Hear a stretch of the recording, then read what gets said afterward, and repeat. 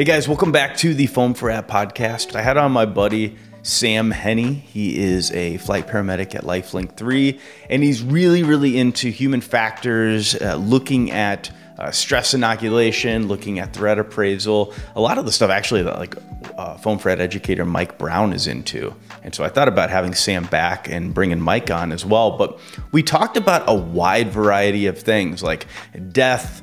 Why does death still bother us, even though people have been dying for, hundreds of years? No, people have been dying for, hundreds of years now. No, for forever, right? So why is it bothering us when we have to process death? And I took just that one little clip and I sent it to my buddy, Keith Velasky.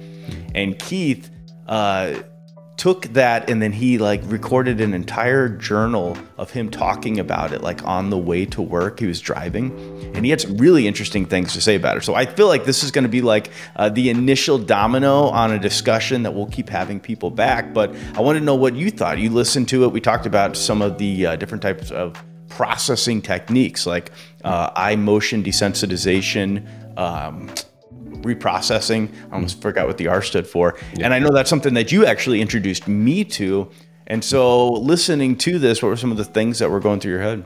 Yeah, I was thinking about that right away. That was part of the beginning discussion about how to deal with these things when something actually does happen, because it's about critical incidents, and critical incident stress debriefing is one thing, because that can just be, talking about it, and it's a room full of people, and, or maybe it's a formal debrief or whatever, and you're all talking about how the call went, and you're getting it from other people's views.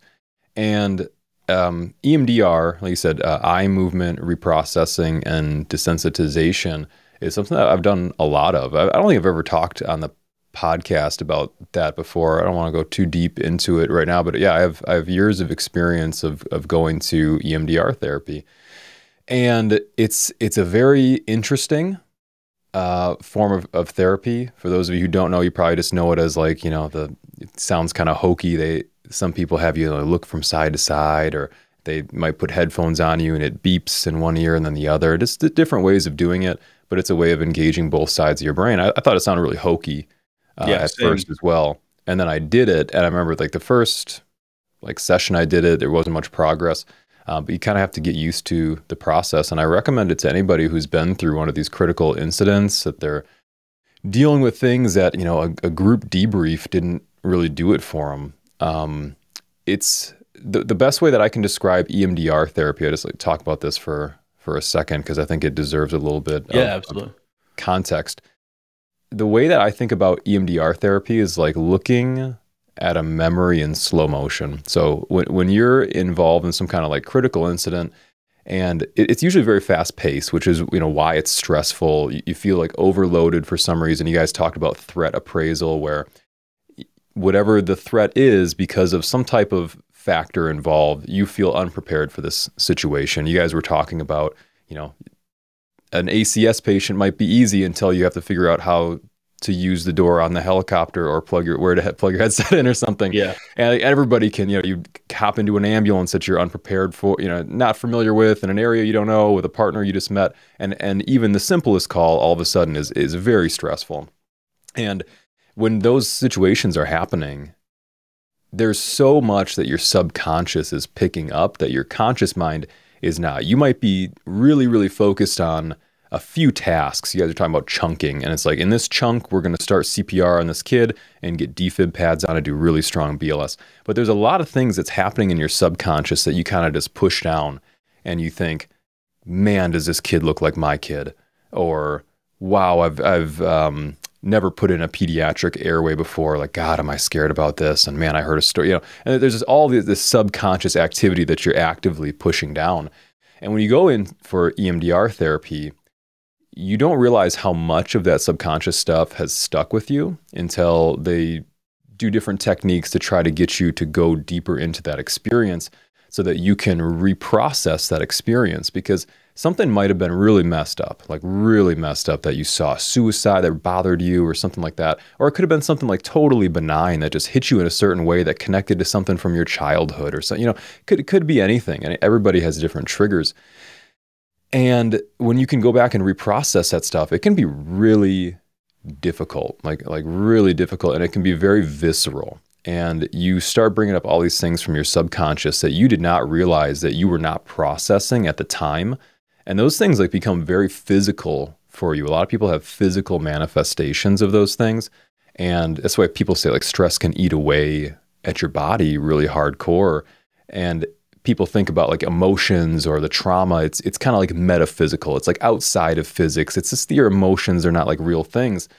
But they are, and you can bring them back up because your brain is like rewired from those experiences. The way it was explained to me by one of these therapists was that it's like a well-worn path. Like you take a path in the woods, and you know, like as soon as you see a little opening in the trees, you walk down this pathway, and you can tell where the trail is because everybody walks on it. But maybe it's only you that walks on this path, and then one day you take a little, divergence off into the forest and come back to the path later on. And at first, nobody would be able to tell, but you take it a second, a third, 100th, 200th time. Eventually, the old path is completely overgrown. Nobody knows it was there. And this new path is the one that you're traveling down all the time. And it becomes your new norm. And so it's like this very physical thing that happens in your brain. And it takes time to get those circuits rewired. And if you haven't dealt with it for a long time, it might take a long time to get those circuits rewired. So these emotions, this reprocessing, these critical incident debriefs and things like that, it's not always like this instantaneous thing. Sometimes it takes a lot of therapy, and it's like therapy is like this like weird word. People, I'm going to therapy about it, Yeah. But it's a very physical thing that you do with your brain, and you'd be surprised, or maybe you wouldn't, like with what comes up in your brain about something that was like very traumatizing for you, and you just didn't have time to deal with it at that moment. But EMDR is something that allows you to bring that back up and process it like in a normal way. Like if you would have seen this crazy thing and you would have had time to sit there and think about it and say like, man, is this messed up? Like maybe I want to cry about this. Maybe I want to scream about this. Man, maybe I want to I could practically kill somebody over that. I'm so upset about it. And you repress that stuff, and then being able to bring it back up, it's a very crazy feeling because it feels like you're living that experience again, and those emotions come up. But this time you can talk about it. You can do, it's like your emotions in slow motion. It's reliving that experience, but you're doing it frame by frame and looking at all the little things that you missed and saying, that's what it was. That was the frame in the movie where that's what's been bothering me. And you reprocess that. And sometimes it's a traumatic thing to go through, to reprocess those things, but it's a very necessary thing too. So I wanted to bring that up just because I've had a lot of experience with EMDR therapy, and I've found it to be incredibly beneficial to me. And so anytime anybody talks about therapy or critical incidents and things like that, I'm like, man, it's an avenue to try. Not saying it works for everybody, but I've found great benefit in it for sure. It's interesting is that our brain is harmful as those like suppressed subconscious thoughts are. Our brain doesn't try to reconcile those when we dream. You would think that a dream state would be where you could go in and you could relive those moments, but it seems like dreams take you up to certain points that your conscious remembers, or maybe even it does go into some subconscious. I've had dreams before where I wake up and I'm like, oh wow, that's the word I was trying to remember the other day. So you can go into certain areas, but this sort of like developing of the film that is not processed, almost you have to like intentionally do it. It seems like it's something you have to be like, I'm going to intentionally go there. And sometimes I wonder if it's because your brain is trying to protect yourself from going there and recognizing those things, whether that be a childhood memory or whether that be something you feel like you did wrong on a call, but you try to just like put it off because and chalk it up to the patient just was really sick or whatever. So I do wonder if there's a way that we kind of want to protect ourselves, we want to protect our ego, and so we'll purposely block out certain features or certain components of a call or even just an event in life to protect yourself from feeling bad or from having those emotions pop up. Yeah, no, for sure. This is rather personal, but I'll decide to share it because it's pretty much exactly what you were talking about. One of the first experiences that was like really transformative to me that I had, like almost like a breakthrough with EMDR therapy, was involving a situation basically with my ego. And I had this like ego in front of me. I'll just tell people what it was about. So it's unplanned right now, and I didn't plan on talking about this, but obviously, Tyler has known that I've struggled with ulcerative colitis for like a super long time. So my ulcerative colitis I've been to the point where I almost have to get like my colon, like it's been like kind of crazy. And so intermittently I have to deal with that. And in EMDR therapy, like handling some of these like issues with, chronic illness and stuff like that, one of the things that I was trying to process was, I had this ego of being this like very put together individual. And, there's the face that everybody sees, and we put out content, and you have to be the really good paramedic, and you have to, keep your marriage in order, and you have to do this and that. And you have this ego that you have to like chase all the time, that like, this is the front that I show the world to everybody. And if I sit down and admit that I'm super sick, like that is such a big blow to my ego. How could I ever come back from that? And I remember like reprocessing a lot of those ideas where I had to like put up this front. And then I remember the therapist asked, like, ask that person to step away. Like, your ego is in front of a very sick, hurt person. I want you to ask that person who's that ego standing in front to step aside so that we can talk to the person who's behind that. And I was like, wow. It's just like, man, I've never cried so hard in my entire life, because it was true. Yeah. Like, behind this very like put together exterior, I was like incredibly sick, but I didn't want to admit it. And that was true not only with like my ulcerative colitis, it was also true with like, traumatic situations that I had been through and stuff like that. There's always this ego in front where you're like trying to put this on for everybody. But there's also like, it's like you don't even get to be that vulnerable person who has issues that you need to deal with in private, because you won't even admit it to yourself, Right. And so that was like huge for me. And it's like, that was invaluable, because I would have been able to do that by myself. Ever, because I didn't even know that there was it was so real when I felt that, and they were like, just ask that person, ask Mr.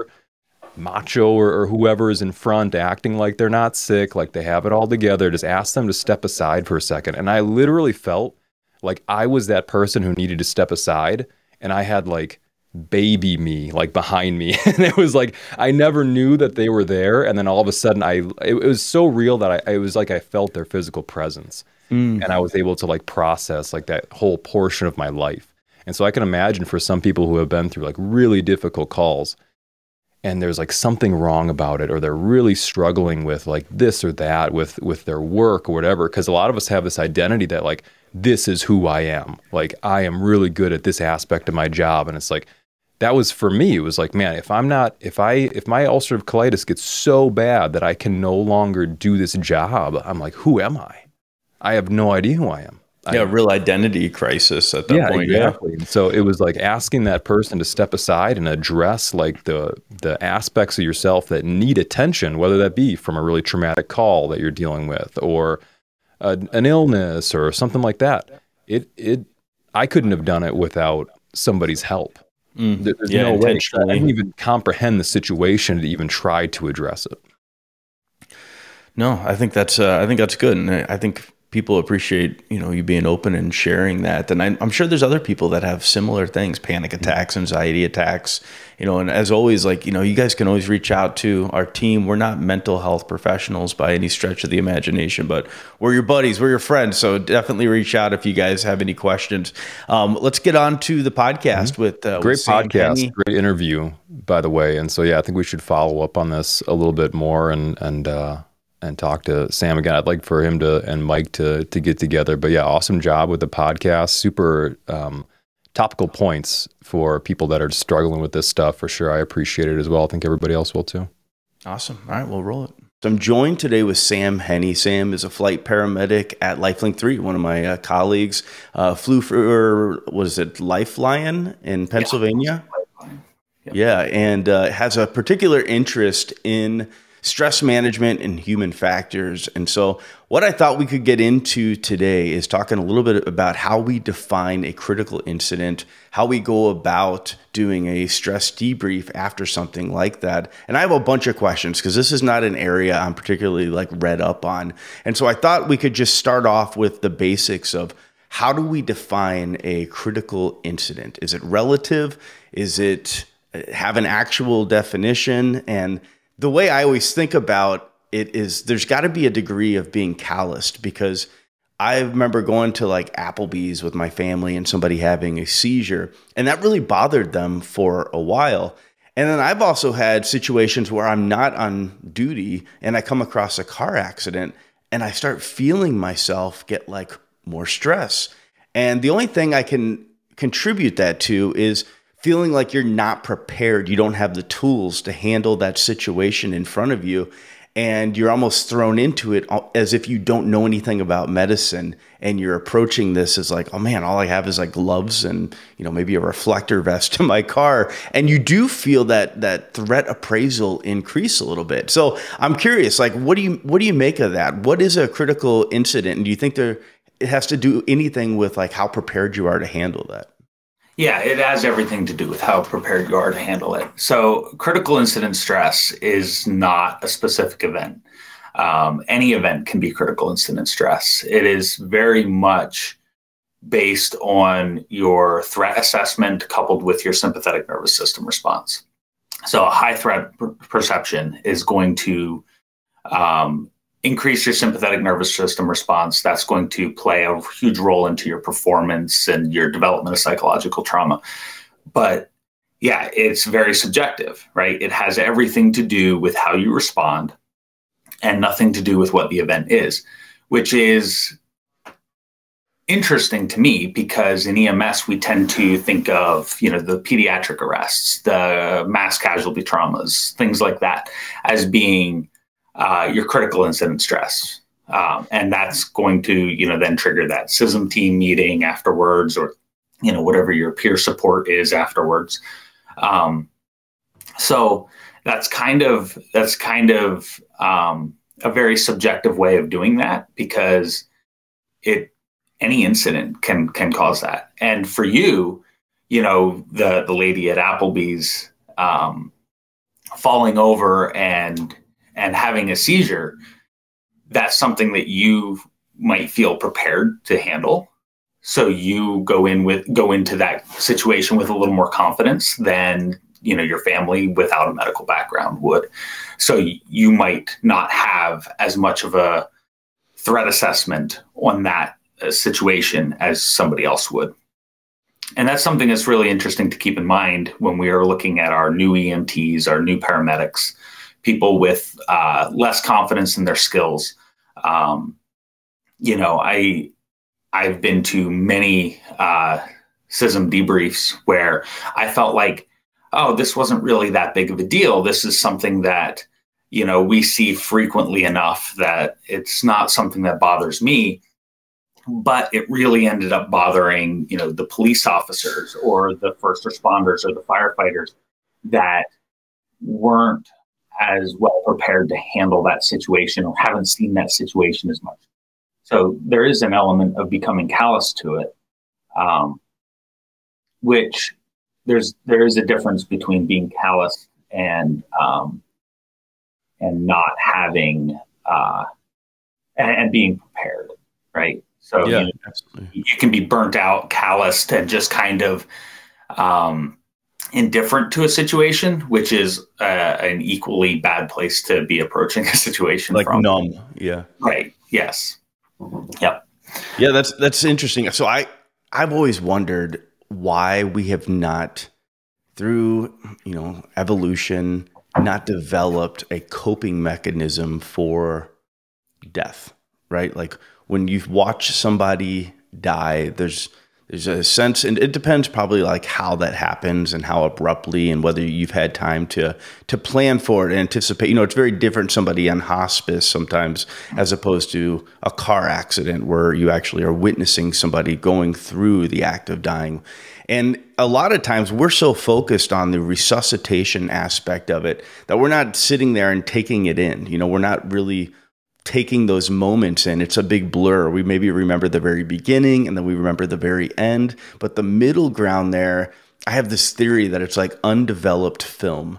And the process of going back and trying to put these pieces together to make sense of what happened in the middle, to make us come to a resolution that, okay, I have recognized that this is what happened. I think I did everything I could, and then come to a conclusion instead of just leaving that middle ground blurry. And that's where I see like these critical incident stress meetings and these debriefs are helpful because everybody sees a different picture. And so when they all come together, it helps you, and I don't know if this is the right term, but develop that unprocessed film in the middle. And it's almost like a wedding. Like you don't remember the wedding day. You remember waking up and then the end of the day. And then you have to go back and look at pictures to see like, oh, what happened? And, oh man, I didn't even know they were there, and you put these pieces together. And that's where things like your like EMDR therapy can come into play to help you process that middle part. Do you think that that's what the main issue is us not being able to process a portion of it, or do you think that this stuff actually bothers us? So that inability to process that is actually a very specific symptom of a critical incident stress. So when we're placed under a high threat, high sympathetic nervous system, our brain is trying to input as much information, as much sensory information as it can, and turn things into an action rather than processing things mentally, cognitively, and coming up with a plan. It's almost reactionary.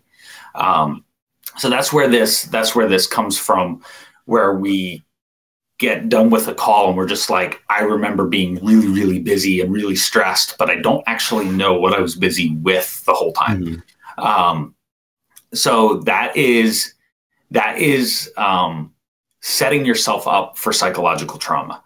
Whether or not you felt like the call bothered you specifically, whether or not you felt that, felt some kind of a connection to that call where you were like, this is really traumatic, this is really bothersome for me, or you were just really stressed and, felt the need to do things, right? I need to get the things done. It doesn't really matter which one of those you were experiencing or some combination of both. That is where you develop a critical incident stress, like a traumatic psychological injury. So that is, and you're right. The debrief afterwards is very important to that. It has a lot to do with laying out an objective memory and categorizing those feelings of, I felt like I was really busy, but it categorizes them into objective. This is what I was busy with. And it helps get over that. Did I do everything the way I was supposed to do it? Because I can't actually remember necessarily everything that I did do in what order I did it. It kind of puts the whole picture together, allows you to look clearly back on it and say, you know what, I made the best decisions that I could in that moment. I guess the crux of like my main like dichotomy is like, okay, does watching someone die or watching somebody suffer, is that really what's bothering us? Or is it the fact that we feel like we didn't do everything possible? Is it more, I don't want to say, not ego driven, but self-centered, like, man, I felt like I was not up to the challenge? Or is that have very little to do with it? And more so, do you think as humans, we have a really hard time processing death? Because if you think about it, people have been dying forever, right? So this should be something that we've built up this coping mechanism for. I was doing some reading this morning on it was a Quora thread or Reddit or something, and it was like, why haven't humans developed a coping mechanism for death? Why is everyone so scared of death? And it was interesting because it said that through evolution, like that's what keeps a species alive, is being afraid of death. And so if you had an animal that wasn't scared of death and run out in front of a vehicle, then obviously that animal wouldn't evolve beyond its simplest state. And so I wonder if that has something to do with it, where we do look at death as like, oh, I don't know. I mean, depending on your religious philosophies and stuff, you know, it could be you believe that once you die, you're done. You could believe you go to heaven or whatever. But we do look at it as the end of a chapter, and we want to do everything we can to prolong the life in this chapter because we have people in this realm that we appreciate. And so I was just curious, like, do you think that these critical incidents are because of us actually processing what happened to someone else, or is it because we felt like we were not prepared adequately to care for them? So just for my own clarification, are we being bothered by confronting our own mortality versus are we worried that, or are we more concerned with our role that we're playing with it, with somebody else? I would say that, yeah, the process of seeing someone else suffer, obviously nobody wants to see that, right? But you go, you have you have a fatal car accident, and you go in and you're like, okay, yep, they're dead. And all right, you may think about it a little bit. You may respond more to like the family coming in and seeing it, the people who are still alive. But generally, you can walk away from something like that as long as it's not something that hits you too close, too personal, and feel like decent about it. Like, you know, you can handle that. But you have an incident. Go ahead. Oh, sorry. I didn't mean to cut you off. That is very much because humans are very self-centered. We are ego-driven. We have our best interests in mind most of the time. Yeah. There's obviously a lot of really good people in the world that are, you know, very interested in caring for other people and things like that. But I think that a lot of what bothers us is we're more concerned with the role that we're playing in somebody else's trauma rather than being bothered with the reality of mortality. Mm-hmm. Because, I mean, you know as well as I do, most of us in EMS are fairly adventurous, adrenaline-driven people. And outside of work, we do plenty of things that most people may not consider safe, right? Mm-hmm. You know, there's a lot of us that are adrenaline junkies, and we're out there, you know, on our motorcycles and everything else doing, you know, who knows what.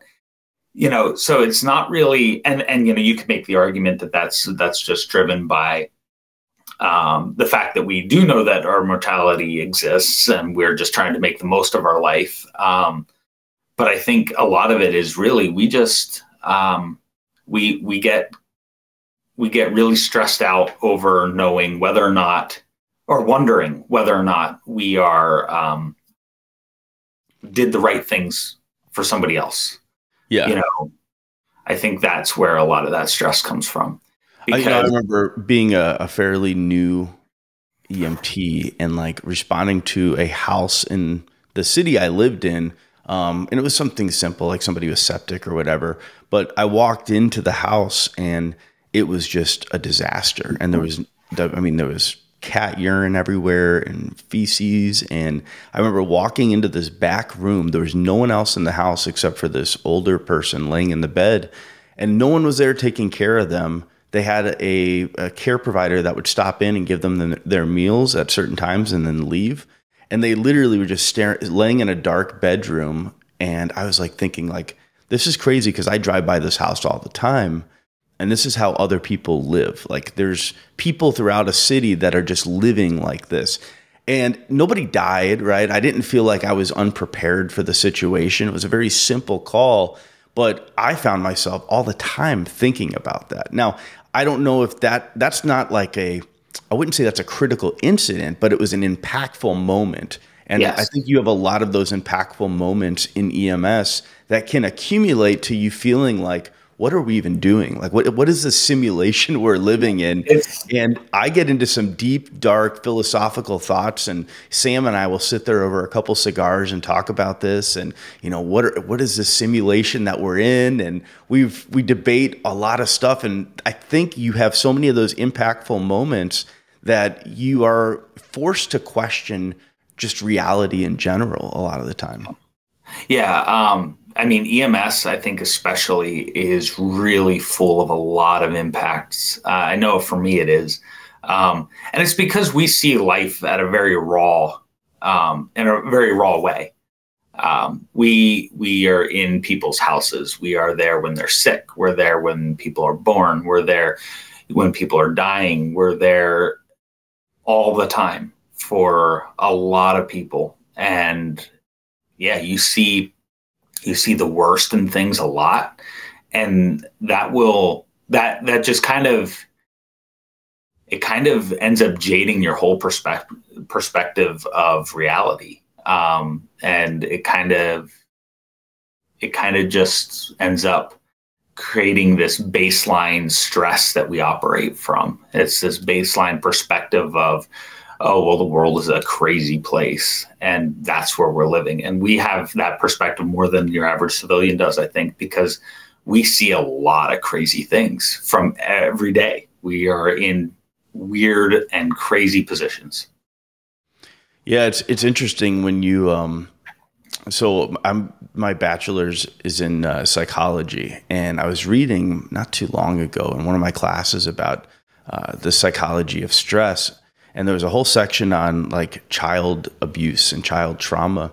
And it's interesting because a lot of times these kids will go to a place in their head where they're fully dissociated from their body. Yeah. And they learn to live in this dissociated space where they have no feelings, they have no emotion, and they're just going through the routine of whatever that day is, whatever that trauma is. And I wonder sometimes if, you know, particularly if you're in an area where you have high volume, you're constantly seeing things that don't seem right to you as far as the way people live, the way people care for their babies and their children. If we can just dissociate in our brain from the job and just go through, you're taking blood pressures, you're putting them in an ambulance, you're driving them to the hospital. And, you know, one of the things like with flight, I feel that, you know, you may have like 2 or 3 flights a shift. You go in and you're seeing, usually we're intercepting with an ambulance. We're going to a hospital and picking up a patient, but we're not really going into people's homes like you do on the ground. And so it's been a little bit of a different experience for me than when I was working, you know, ambulance in Milwaukee or working in the city I used to live in, where you were in people's houses on a regular basis. And I feel like you can probably still dissociate if you've been in it for a while, but I do feel like that probably happens more when you're running 24 calls in a 24-hour shift and you're tired, you're eating junk food, you're just going through the motions of your shift. And I would think that would be very hard to avoid that from happening. Yeah. And I think that's exactly what burnout is. I think that's, you know, that's getting into that, just trying to keep your head above the water, just going through the motions. We're not really caring about our patients. We're just picking people up and taking them to the hospital because we got another one waiting. Yeah. And you sit there and try to talk about Garbosa criteria and Wellenstein, and it's like the brain doesn't even have enough time to process advanced clinical stuff because you have to get through this chart. You got to get through this. You want to get off shift so you can have dinner with your family. Like your prioritization is that if you looked at like the call volume and intensity over how you prioritize the little findings and the nuances that we like to talk about in foam ed, I would imagine that's very difficult. I think we've all had a shift where we feel like right now I could not take another call. I could not take another flight. Yeah. Like I'm maxed out. My bandwidth is maxed. I can't think clinically right now. And honestly, I think that's one of the things that, you know, when I flew for a while and still worked ground. And then when I came out here to LifeLink 3, I officially stopped working ground. And I've noticed that my level of burnout has decreased dramatically. And I think there's a lot of reasons for that. Like, first of all, I have a better work-life balance, but I think a lot of it comes into I can give all of my focus and a lot more of my focus than I could before to each individual patient now. I can actually sit there and think through a problem. I can work through very complex scenarios and, you know, manage my patient for a longer amount of time. And that's where I think it gives me a lot more job satisfaction to do it that way, rather than just, you know, trying to keep my head above water through a shift. You know, what's interesting, the other side of the spectrum is I think of, all right, so you have your really busy units in a city that are running nonstop, but then you also have like the volunteer EMS fire department that doesn't respond to maybe 100 calls a year. And when they go out and they have a really bad accident, they don't have the same degree of mental model, I don't want to say callous, but mental model processing as somebody who maybe does see that stuff quite a bit. And so you can also see where that same incident, it would feel like, wow, that's really bad for us this year. This is what bad accident. And that could be very impactful. And that could even cause that critical incident stress to have that period of underdeveloped film where they need to go in and process that. Yes. Yeah. And that is extremely true, because if you are underprepared for an incident, you know, mentally, physically, however else, you are going to become much more stressed. If working in MCI, if you work, you know, for a busy metro area where you see, you know, 5-6 patients in an accident on a weekly basis or whatever, when you kind of get used to that process of, this is how triage works, this is how I'm going to prioritize my patients, et cetera. But if that's a once a year call for you, you don't build that muscle memory. You don't build that automatic, this is how I'm going to run this call. And then it becomes a much more stressful thing. Because really that critical incident stress, it's that high threat assessment and that high sympathetic nervous system. And that comes down from that threat assessment is, it's basically a 3-part cognitive assessment. And it's 3 questions that your brain's going to ask you every single incident you're exposed to. And it's going to keep asking you. It's a dynamic assessment. It's going to keep changing as you work a call.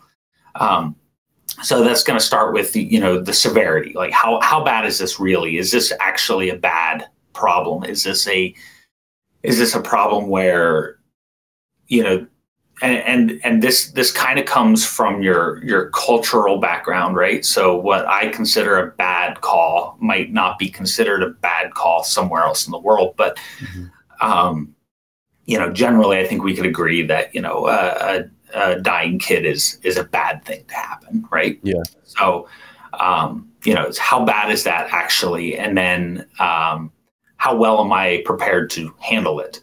And then the third question is, what are the consequences if I fail? So we end up with this, you know, this is a really bad call. The net result of those 3 questions. Right. And the interesting thing is, in EMS, we like a call that's, you know, this is a really bad call and the consequences are really high, but I'm really well prepared to handle it. That's the call that puts us into a flow state, right? That's the call that we jump into that and we're like, okay, yeah, this is emergency medicine. This is a bad call. Things could go really sideways, but we got this. Yeah, right? We have a strong mental model for how it's going to go. We've been in this situation before. Right. We know how to handle it. You know, what's interesting is like we talked about like the small volunteer EMS fire department. They maybe run 100 calls a year, and how they're not going to have as strong as a mental model. And I don't want to say prepared, but just a strong mental model. And so you question like, well, what do you do in that situation? You know, like let's say you're listening to this podcast and you're EMT, paramedic, firefighter, and you're trying to figure out, well, okay, so you're just saying that this situation is going to suck for me no matter what? Like, what do I do? And I think the answer, like, well, actually, let me ask you, what do you think is the best way to handle that? Knowing, hey, I don't have a good mental model for this. You could do simulation and stuff, but there's always going to be components of that you're not actually building until you're on that. This is a problem that spans all of us, right? Because it doesn't matter if you're the most experienced and prepared medic in the world, there's still going to be a situation you're not prepared for. Right. That call is always on the table. That is never going to, if you're thinking that, oh, I've seen it all and done it all, you're wrong. That call is just waiting to happen.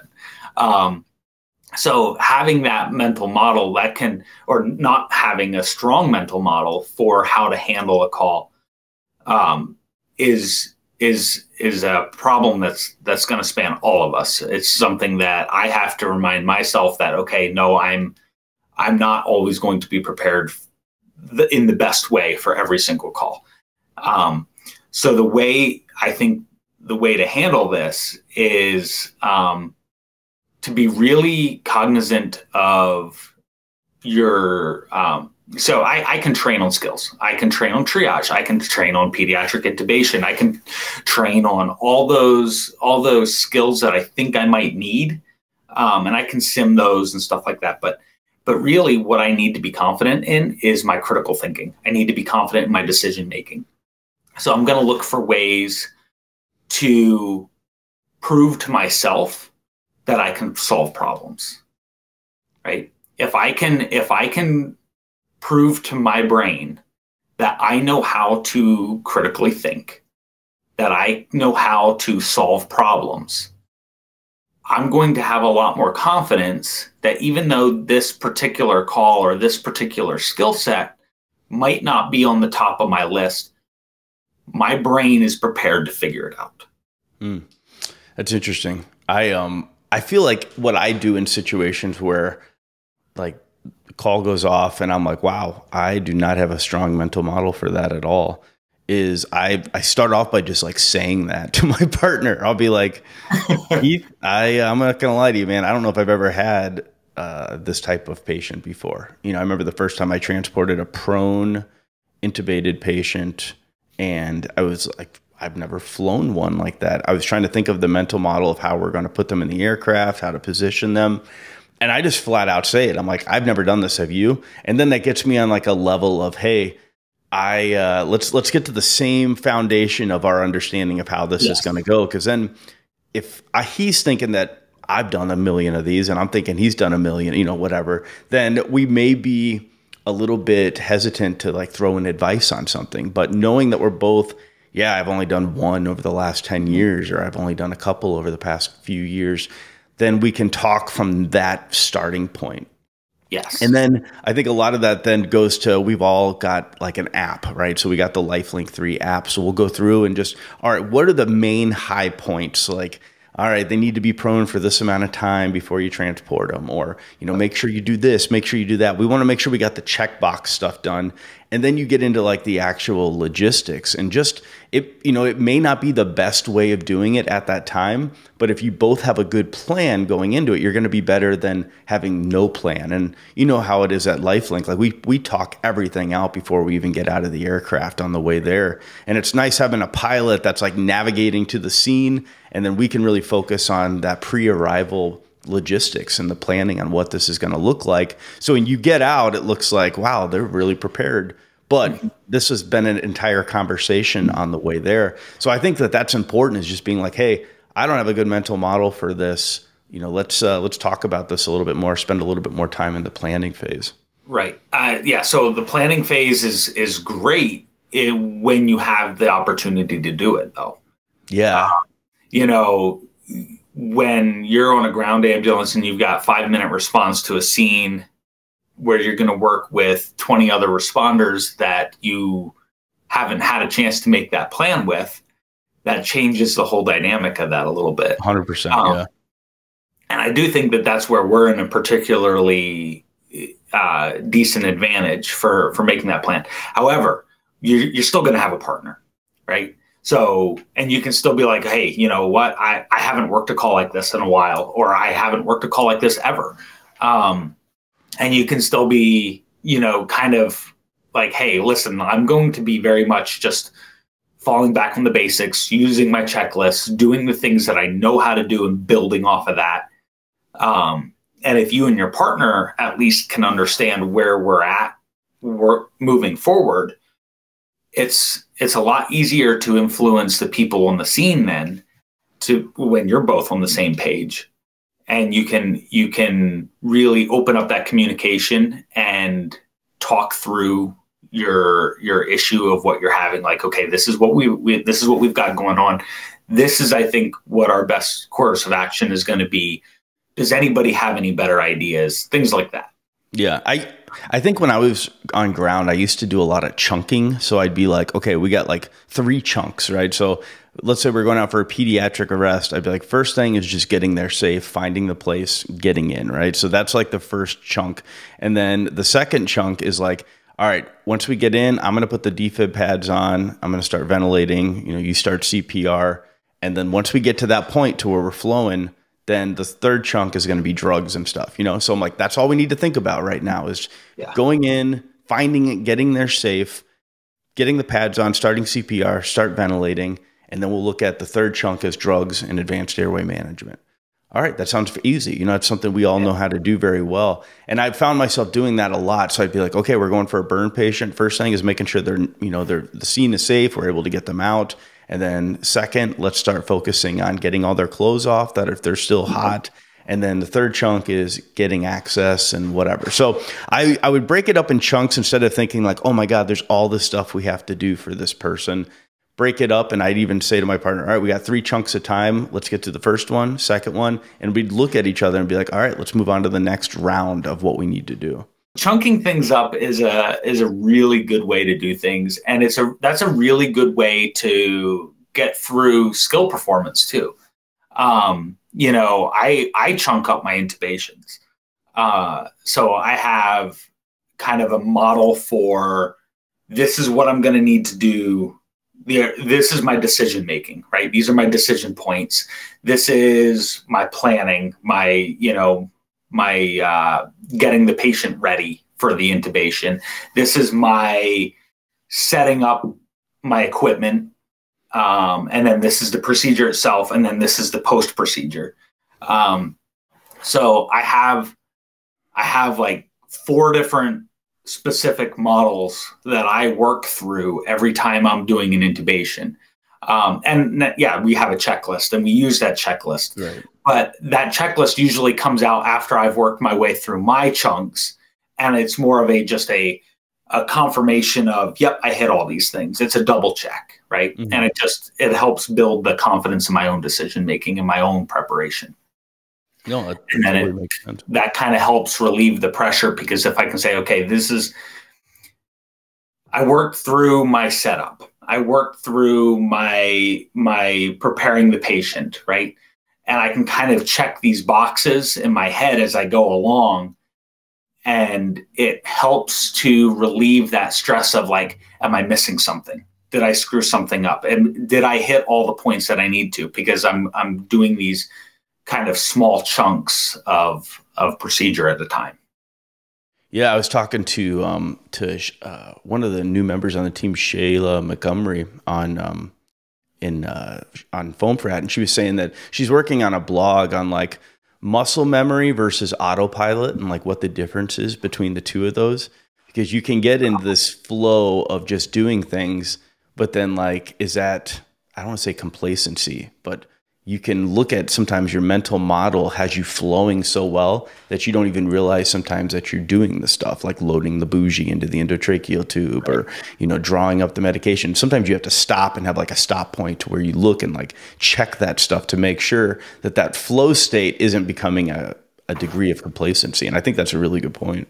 It becomes a degree of complacency because you don't have, you know, you're working through and you're more or less on autopilot, but then, and this is kind of the struggle with having really strong mental models, right? It's kind of like having protocols. Not every patient fits a protocol, Right. So not every situation is going to benefit from your specific mental model. So when I'm building my mental models, I try to build a timeout into them. Mm-hmm. So like I'll specifically with intubation, right? I'll get all set up for intubation. Then prior to that intubation, part of my model is I'm going to stop. I'm going to reevaluate everything, Mm-hmm. right? Does this patient still need a tube? Do I have the right things that I need to do to facilitate this tube? Am I missing a key point to this, right? So I just kind of throw everything else that I just did out of my mind, and I'll try to look at the patient with a fresh set of eyes and make sure that, yes, this is still what we're going to do. Yeah, I think that's really helpful. And, it may seem like the conversation has deviated from like critical incidents to like logistics of a call. But honestly, those two are so coupled together because that threat appraisal that you were talking about, like all of these little things that you can do help make you feel prepared. I remember when I was interviewing for LifeLink, like I drove to the building the day before and looked at like the door that I was going to walk into, where was I going to park? Because I didn't want to mess something up in that interview. I wanted to take all the variables that could possibly happen that I can control, like the controlled variables, and I wanted to squash those. So that way the only variables I had to worry about was like, what are they going to ask me in the interview? Right. And I think I do the same thing with calls. Like you want to know your bags, you want to know your guidelines, you want to know the resources that you have available to you. You want to know your partner and how they're going to respond to stuff, and take all the variables that you can knock out at the base or at your station, squash those to where you feel really comfortable with whatever the world throws at you for that shift. And then the only unknown variables don't seem as bad when you have everything else planned out. And that's how I think I've had such a long career in EMS. And I, don't have a whole lot of, I would say I have never experienced burnout, and I'm very fortunate. And there's a lot of people that do, and they ask, how do I get myself re-energized about EMS again? Yeah. And I think that a lot of it comes down to just the planning of it and trying to minimize the unknowns of the job. Yeah. Do you remember when you started in flight? And I'm sure you've seen it, with new orientees coming in, when you'd get dispatched on your first couple shifts, right? You get dispatched on a flight, and it might be a fairly simple flight, but all of a sudden you're doing it under a whole new environment, right? Yeah. And figure out where to plug your helmet in, how to work the seat belts, the doors, right? How to load patients in and out. And, a simple, STEMI or stroke or something like that suddenly becomes a stressful ordeal, because you're fighting with all those little things instead of you're focusing on what you need to do with the patient. And you can actually put yourself into a higher threat appraisal of a call, because you are coming into it from a very stressed baseline. So and this transfers to ground. This transfers to anywhere that you're working in EMS. Nothing will stress you out and ruin your performance like fighting with your stair chair, or not being able to know, like, where do I park on this scene? Where do I, how do I talk on the radio? Right. So the key, and this is something that I tell people: if you want a flawless performance, you really need to master the little tiny basic nuances. And that plays into critical incident stress, because the moment you have to start stressing about those little things, everything else, it undermines your whole threat perception, right? Am I prepared for this situation? Your threat perception goes way up, because that whole "am I prepared" becomes, well, I can't even figure out how to work my stair chair, let alone work through a complex patient, right? Yeah. So all of a sudden your critical incident stress is just going up. So human performance and your ability to manage critical incident stress is extremely closely tied. And I think that's something that we miss a lot of because, starting out as an EMT, becoming a paramedic, going into critical care, flying, all this stuff. The only thing I had ever learned through my career about critical incident stress was, well, if you get it like a pediatric arrest or, an 80-car pileup, we'll do a debrief.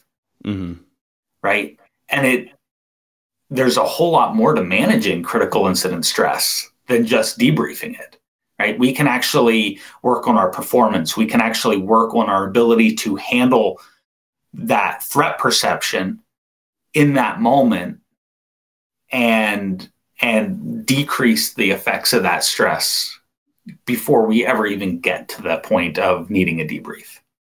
Yeah, I think that's a good note to kind of conclude our discussion on, man. I can't thank you enough for coming on the podcast. How can people follow you and learn more about your blogs and your adventures in looking at human factors and critical incident stress debriefing?